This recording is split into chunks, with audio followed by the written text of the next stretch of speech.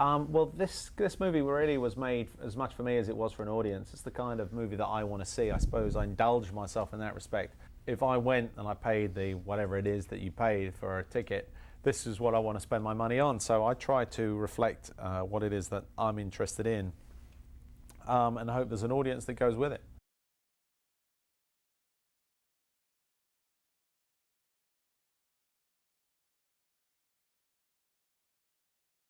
My film school was first of all music videos, and then after music videos it was commercials and then short films.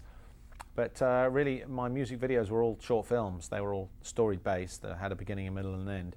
I didn't care too much about anything else other than the story that was in there. So it was the perfect environment to learn how to make a film, and I was competing with a load of other directors at the time. There was 10 of us in this tiny little room, about the size of the space that you and I are sitting in. And we had to be very competitive and aggressive if we wanted these jobs. And these jobs, you know, were worth nothing. They were $5,000 for the job, which meant you get $100 each, right? But and they would take up, you know, 2 or 3 weeks of your time.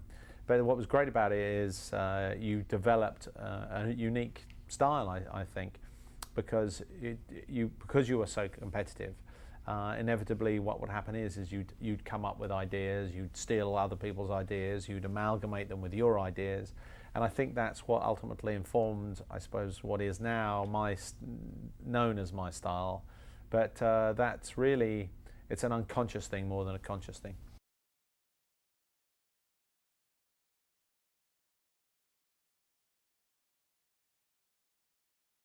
It's just a world that I find is rich with interest. It's the kind of thing that I don't know why. Again, it's not an intellectual thing as much as it is a visceral thing.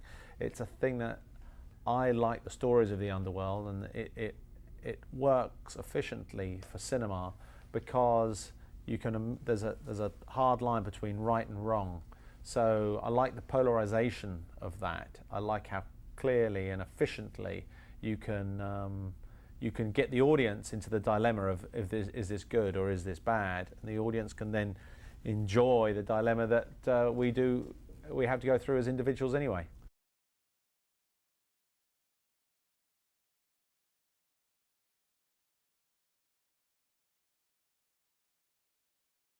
Tom Wilkinson, I don't think is known necessarily for this kind of role, and I suppose that's the reason why I was so attracted to him.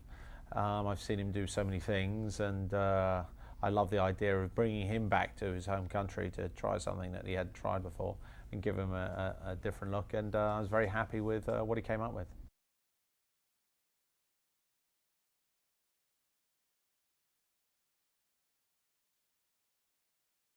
I try not read them, I try and just get the bottom line, but it obviously helps when there's a great deal of enthusiasm behind a film like this, because, you know, films like this, it's hard to get a position for them when they're competing against things such as Dark Knight, right?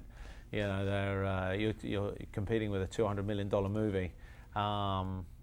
It can be tough, and you know that's the ground that we're in. These kind of movies now, you know, need a buzz about them in order for them to find a place in the cinema.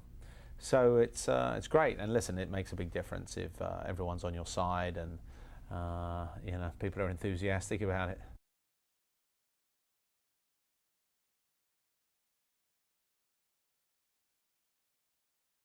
Yeah, I am social actually, and therefore I find writing rather difficult. But nevertheless, I think it's a necessary part of the process.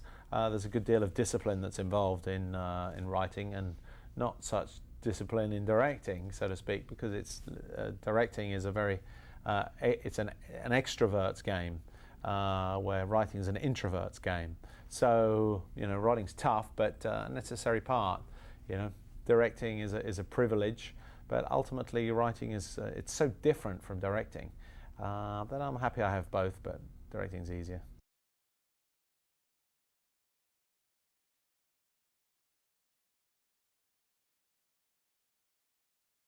My feeling is very accurate. Of course, we've injected some levity and humour in order to make it entertaining, what I deem to be entertaining, but you know, that's the way the world works out there.